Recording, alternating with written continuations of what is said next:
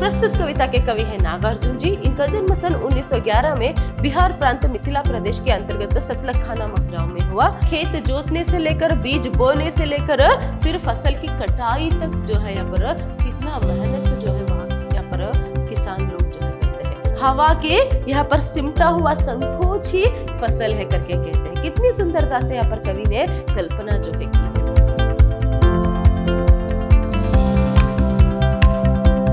नमस्कार, मैं हूं हर्षिता, हिंदी लेक्चरर विद्याश्रम कॉलेज मैसूर। आज हम मैसूर यूनिवर्सिटी के 3rd सेमेस्टर बीकॉम के हिंदी पाठ्यक्रम से फसल कविता जो है उसे देखेंगे। कविता को देखने से पहले हमेशा की तरह हम कवि परिचय जो है वहां देखेंगे। प्रस्तुत कविता के कवि हैं नागार्जुन जी। इनका जन्म सन 1911 में बिहार प्रांत मिथिला प्रदेश के अंतर्गत सतलखा नामक गांव में हुआ। देखिए इनकी प्रमुख रचनाएं हैं युगदारा, प्यासी पतराई आंखें, सतरंगी पंखों वाली, तालाब की मछलियां, तुमने कहा था, हजार हजार बाहों वाली, पुरानी जुतियों का कोरस आदि इनकी प्रमुख रचनाएं हैं। वही इनकी जो प्रस्तुत कविता फसल आपके कविता में जो आपके पाठ्यक्रम में जो दिया गया है, तो उस जो शीर्षक है उसे देखते ही जो है आपको पता चल जाती है कि इसमें फसल के बारे में कह रहे हैं ना।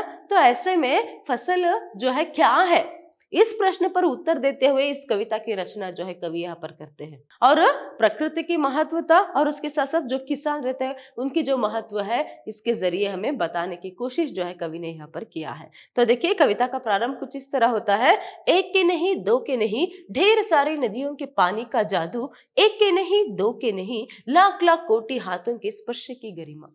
फसल क्या है, वहां ढेर सारी नदियों के पानी का जादू है। और उसके बाद सिर्फ वो भी एक के नहीं, दो के नहीं, एक नदी के नहीं, दो नदी के नहीं, बल्कि क्या है यहाँ पर ढेर सारी नदियों के पानी की जादू ही यहाँ पर क्या है, फसल है। और एक के नहीं, दो के नहीं, लाख लाख कोटि हाथों के स्पर्श की गरिमा ही यहाँ पर फसल है। तो ऐसे में क्या है यहाँ पर जो भी किसान, इस चित्र में आप देख सकते हैं कैसे जो है किसान यहाँ पर मेहनत करते हैं खेतों में। यहाँ पर क्या है, खेत जोतने से लेकर बीज बोने से लेकर फिर फसल की कटाई तक जो है यहाँ पर कितना मेहनत जो है वहाँ यहाँ पर किसान लोग जो है करते हैं। तो कोटि कोटि ऐसे किसानों के हाथों के स्पर्श की गरिमा ही यहाँ पर फसल है। तो हमें उनकी जो इज्जत है वहां देनी चाहिए। तो ऐसे में आगे देखिएगा यहाँ पर कवि क्या कहते हैं, एक के नहीं, दो के नहीं, हजार हजार खेतों की मिट्टी का गुणधर्म, फसल क्या है और तो कुछ नहीं है वहां। देखिए फसल क्या है और तो कुछ नहीं है वहां तो क्या है, हजार हजार खेतों की मिट्टी का गुणधर्म है करके कहते हैं। हजार हजार खेतों की मिट्टी का गुणधर्म, वो भी एक के नहीं, दो के नहीं, ऐसे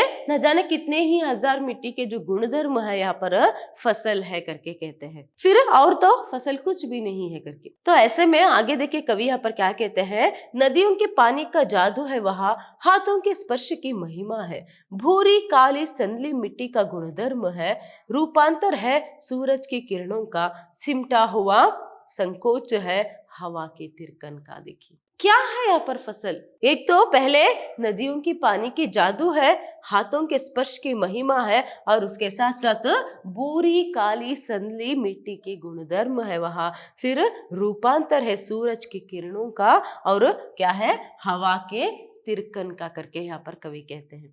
तो देखिए यहाँ पर पानी, नदी मतलब यहाँ पर पानी है ना, पानी, हवा, सूरज, फिर उसके साथ साथ मिट्टी।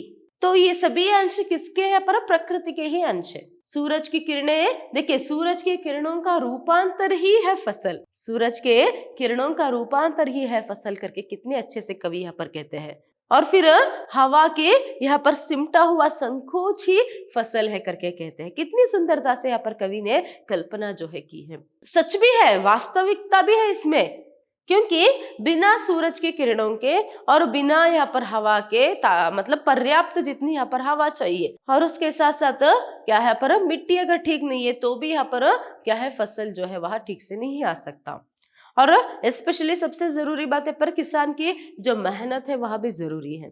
किसान किस तरह उसकी जो देखभाल है यहाँ पर करता है, तो किसान की मेहनत और उसके साथ साथ प्रकृति के तत्वों की यहाँ पर क्या है, एक सम्मिश्रण सम्मिलित रूप ही जो है फसल है करके हम कह सकते हैं, है ना। प्रकृति मतलब सब कुछ आ गया यहाँ पर, पानी, नदी और उसके साथ साथ हवा और उसके साथ साथ सूरज की किरणें, ये सभी जो है इसमें आ गए। और मिट्टी, देखिए अगर एक ही अगर आप बीज बोइए, मतलब चावल का ही दो अलग अलग प्रदेश में आप बीज बोइए, दोनों यहाँ पर अलग तरीके से फसल मिलता है, क्योंकि वो क्या है पर मिट्टी की जो गुणधर्म रहता है, वहां की जो वातावरण रहता है, उससे जो है प्रेरित होकर फसल जो है पर मिलता है हमें। अगर बहुत अच्छा है तो बहुत अच्छा फसल मिलेगा, अगर क्या है वहां पर थोड़ी सी कोई प्रॉब्लम है तो यहाँ पर हमें मतलब प्राकृतिक रूप में, चाहे हवा में हो या फिर हवा के उष्णांश में हो, और उसके साथ साथ क्या है यहाँ पर सूरज की किरणों से हो, ज्यादा यहाँ पर गर्मी पड़ गया तो कुछ फसल के लिए नहीं होता, वो यहाँ पर क्या है सूख जाएंगे। इसीलिए सब कुछ क्या है यहाँ पर ठीक से रहना है। तो ऐसे में प्रकृति का अंश की यहाँ पर सम्मिलित रूप और क्या है यहाँ पर किसान की मेहनत का फल ही फसल है करके कवि कहते हैं। देखिए इतना ही आपको कविता है, बहुत ही संक्षिप्त रूप में और उसके साथ साथ बहुत ही सरलता से जो है कवि फसल क्या है करके कह देते हैं। तो ऐसे में देखिए क्यों इस कविता का चयन जो है आपके पाठ्यक्रम में किया गया है, क्योंकि अभी हमें पता चला कि फसल मतलब क्या है, कितने सारे किसान लोगों की मेहनत का फल है वहां, और स्पेशली जो प्राकृतिक तत्व जो है सूरज, हवा और उसके साथ साथ क्या है पर पानी, मिट्टी, तो इनका भी यहाँ पर क्या है सम्मिलित रूप है। तो ऐसे में क्या है वह पूजनीय है, मगर वही इंसान आजकल क्या कर रहा है, पैसे देकर खरीद कर लाता है और उसे कितना बर्बाद जो है वहां करता है। मतलब चाहे दाने हो, अन्न हो या फिर कुछ भी हो, जो भी हम खाना खाते हैं, तो उसके पीछे इतना मेहनत छुपा रहता है, इतनी महत्वता रहती है, और हम कितने आसानी से जो है उसको ऐसे ही बर्बाद जो है करते हैं। स्पेशली होटलों में, बड़े बड़े होटलों में या फिर शादी में कोई फंक्शन में तो कितने खाना जो है पर वेस्ट जो है होता है, उसके पीछे उनका जो मेहनत था वो भी वेस्ट हो गया ना। तो इसीलिए क्या है, हमें अन्न की जो इज्जत है, अन्न मतलब यहाँ पर सिर्फ राइस नहीं, अन्न मतलब यहाँ पर हर तरीके के धान्य सभी आ गए। तो ऐसे में क्या है, जो भी अन्न है उसका यहाँ पर बेइज्जती जो है, मतलब उसको बर्बाद जो है हमें नहीं करना है, उसे रेस्पेक्ट जो है पर हमें करना है। और उसके पीछे जो श्रम जिसने किया था, मतलब किसान जो एक्चुअली में हमारे रियल अन्नदाता है, उनको भी हमें क्या है यहाँ पर शुक्रगुजार जो है हमें करनी है, उनको भी धन्यवाद जो है करने हैं। देखिए इसीलिए क्या है, कहीं कहीं पर ऐसे संस्कृति है, कल्चर है कि वो खाने के बाद क्या है, अन्नदाता सुखी भवा कहते हैं। क्या कहते हैं, खाने के बाद अन्नदाता सुखी भवा करके। तो ऐसे में जो भी वहां पर खाना खिलाता आ रहे हैं वो भी अन्नदाता है, और रियल अन्नदाता जो हमारे किसान है, दोनों भी जो है यहाँ पर सुखी रहे। तो इस तरह जो है यहाँ पर कुछ लोग प्रार्थना भी करते हैं। तो ऐसे में क्या है, अगर हमारे किसान की भी जिंदगी जो है आजकल कितने यहाँ पर कष्टकर जो है, मुश्किल जो है हो गया, कितने सारे किसान यहाँ पर आत्महत्या कर रहे हैं, और कितने सारे लोग गांवों में क्या है, स्पेशली युवा पीढ़ी खेती बाड़ी को छोड़कर वहां गांव से शहर में आकर क्या करने लगे हैं, कंपनीज में, इधर उधर फैक्ट्री में वहां काम करने लगे हैं।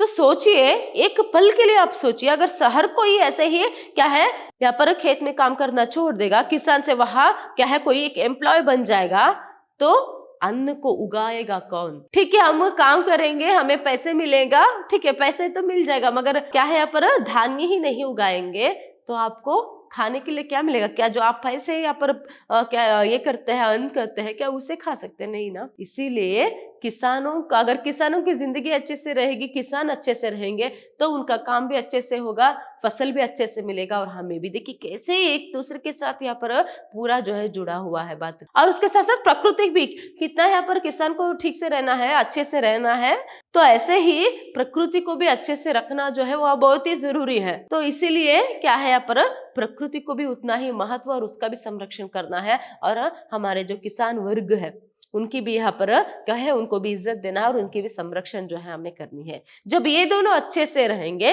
तो क्या है यहाँ पर हम सभी लोग अच्छे से रह सकते हैं। और ऐसे में क्या है, जो फसल है, जो धान्य है, उसे भी हमें क्या है यहाँ पर इज्जत देना है, बर्बाद नहीं करना है। ये भी संदेश इस कविता के द्वारा कवि हमें देते हैं। धन्यवाद।